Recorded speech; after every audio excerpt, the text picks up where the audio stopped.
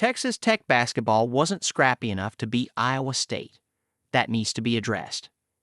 Any number of plays or moments in Saturday's game inside United Supermarkets Arena could be pointed to for Texas Tech basketball's 85-84 overtime loss to no.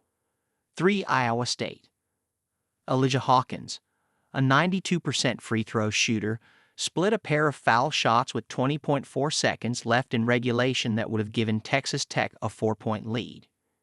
Keshawn Gilbert's drive at the other end of the floor kept the Cyclones in striking distance. Chance McMillian, a 90% shooter from the stripe, did the same thing with 7.7 seconds left. Rather than forcing Iowa State into needing a three-pointer, the Cyclones, 14-1, 3-0, were able to find Joshua Jefferson under the basket for the game-tying bucket as the clock expired. There was also the foul call on Darian Williams with 4.1 seconds left that put Jefferson at the line for the game-tying and go-ahead free throws. He sank both, and Williams, for the second time this year, had a good look at the bucket for what would have been the game winner.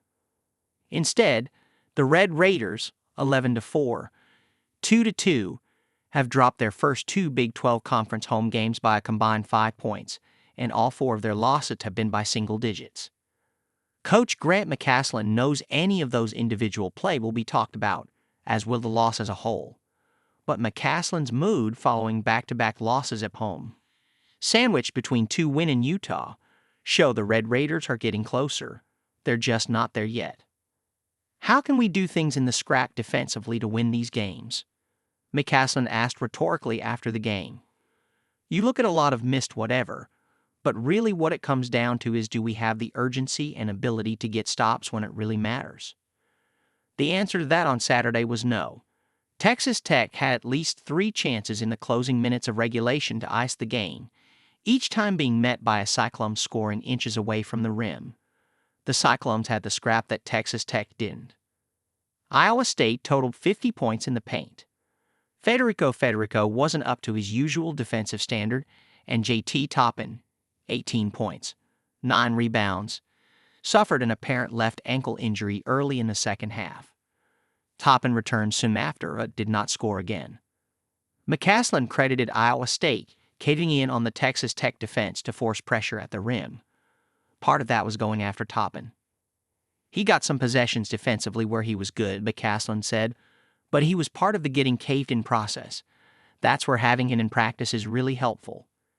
Christian Anderson had a bit of a coming-out party as well, with Elijah Hawkins, 10 assists, 0 turnovers, strapped with 4 fouls early in the second half.